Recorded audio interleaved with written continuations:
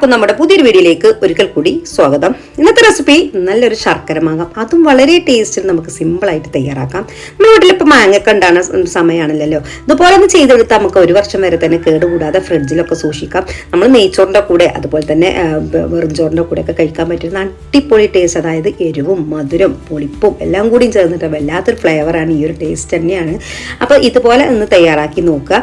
വളരെ ടേസ്റ്റുള്ള ഈ ഒരു ശർക്കര മാങ്ങയുടെ റെസിപ്പി പെട്ടെന്ന് തന്നെ എങ്ങനെയാണ് ഉണ്ടാക്കുന്നത് നോക്കാം. വീഡിയോയിലോട്ട് പോകാം. ഇഷ്ടപ്പെടാന്നുണ്ടെങ്കിൽ നിങ്ങൾക്ക് സബ്സ്ക്രൈബും ഒപ്പം തന്നെ ലൈക്കും ചെയ്യാം കേട്ടോ. അപ്പോൾ ഞാനിതാ എടുത്തിട്ടുള്ളത് ഒരു സ്പൂൺ അളവിൽ ഉലുവ ഉണ്ടല്ലോ, അതൊന്ന് വറുത്തെടുക്കണേ. വറുത്തെടുത്തിട്ട് ഇതൊന്നിങ്ങനെ പൊട്ടി വരുന്ന പൊട്ടി ആവാനാകുമ്പോഴത്തേന് നമുക്ക് ഇതിലേക്ക് ഒരു സ്പൂൺ അളവിൽ കടുകും കൂടെ ചേർത്ത് കൊടുക്കാം. നന്നായിട്ടൊന്ന് വറുത്തെടുക്കാം. അപ്പം ഈ രീതിയിലൊന്നും ചെയ്താൽ ഇതിലൊട്ടും വെള്ളമോ അംശം ഒന്നും പെട്ടിട്ടില്ലെങ്കിൽ നമ്മൾ ഭരണിയിലൊക്കെ ആക്കി വെക്കുകയാണെങ്കിൽ ഒരുപാട് നാൾ കേടുകൂടാതെ പറ്റും കേട്ടോ. അപ്പം ഞാനിതാ വറുത്തെടുത്തിട്ടുണ്ട്. അതിനിതിപ്പോൾ ഒന്ന് പൊടിച്ചെടുക്കണം. ഒരുപാട് അങ്ങനെ നന്നായിട്ട് പൊടിഞ്ഞെടുക്കും വേണ്ട, നന്നായിട്ട് ഒരു ചെറുതായിട്ടൊന്ന് പൊടിയുന്ന ആ പരുവത്തിലും എന്നാൽ ചതയിൽ നിന്ന് പോകും വേണം. ആ ഒരു രീതിയിൽ വേണം നമ്മൾ ആക്കിയെടുക്കാൻ വേണ്ടിയിട്ട്. അപ്പം ഞാനിതൊക്കെ പൊടിച്ചെടുത്തിട്ടുണ്ട്. അതിനിപ്പോൾ ദാ മാങ്ങ എടുത്തിട്ടുണ്ട്. 3 മാങ്ങയാണ് കേട്ടോ എടുത്തിട്ടുള്ളത്. നന്നായിട്ടൊന്ന് തുടച്ച് വൃത്തിയാക്കണം, വെള്ളമൊന്നും ഉണ്ടാവാൻ പാടില്ല. ഇനി നമുക്ക് ഇതിന്റെ തോലൊക്കെ കളഞ്ഞിട്ട് ഒന്ന് കട്ട് ചെയ്താം.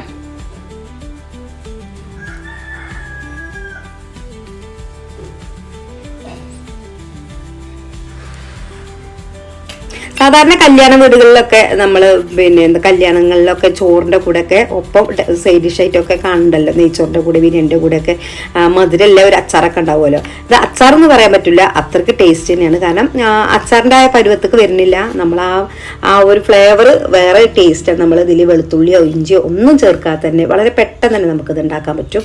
അപ്പോൾ ഞാനിതാ ഇതുപോലെയൊക്കെ ഒന്ന് കട്ട് ചെയ്തിട്ടുണ്ട്. അപ്പോൾ നമ്മൾ ചെറിയ സ്ക്യൂബുകളായിട്ട് വേണം കട്ട് ചെയ്യാൻ വേണ്ടിയിട്ട് കേട്ടോ. ഒരുപാട് അങ്ങോട്ട് വലുപ്പമാവരുത്, ഈ ഒരു രീതിയിൽ വേണം ചെയ്യാൻ വേണ്ടിയിട്ട്. ഇത് നമ്മൾ എന്താ വെച്ചാൽ നമ്മൾ ഉണ്ടാക്കി കഴിഞ്ഞ് 2 ദിവസമൊക്കെ കഴിഞ്ഞ് ആ ഇതിൽ നിന്ന് നന്നായിട്ട് സെറ്റായിട്ട് ആ കുറുന്നനായിട്ട് വരുമ്പം ആ ഒരു ടേസ്റ്റ് വേറെ തന്നെയാണ്. അപ്പോൾ എന്താ ഇതെല്ലാം ഇതുപോലെ ഒന്ന് കട്ട് ചെയ്തിട്ടുണ്ട്. ഇനി നമുക്കത് ഉണ്ടാക്കി തുടങ്ങാം.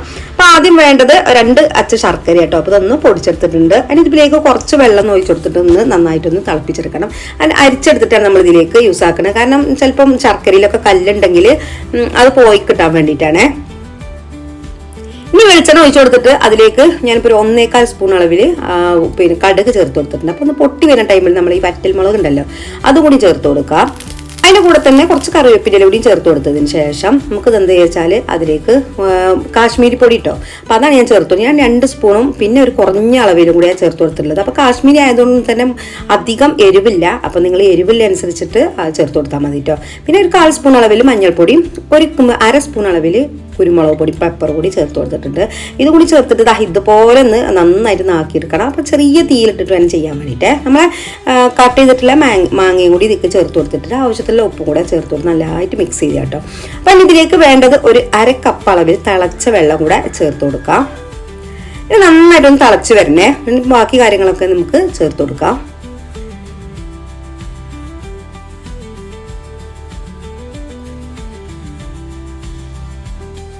ഇതിലേക്ക് നമ്മൾ പൊടിച്ചെടുത്തിട്ടുള്ള ഉലുവയും കടുകുണ്ടല്ലോ അതും കൂടെ ചേർത്ത് കൊടുത്തിട്ട് ഇനി പിന്നെ ഇതിലേക്ക് വേണ്ടത് ആവശ്യമായിട്ട് നമ്മളെ ലാസ്റ്റ് കുറച്ച് കായപ്പൊടിയും ചേർത്ത് കൊടുക്കണേ. അപ്പോൾ കായപ്പൊടിയും ചേർക്കുമ്പോൾ വല്ലാത്തൊരു ഫ്ലേവർ ആട്ടോ ഇതിന്. നല്ലൊരു ആ ഒരു സ്മെല്ല് വരുമ്പോൾ തന്നെ അറിയാം, അത് നല്ല ടേസ്റ്റാണ്.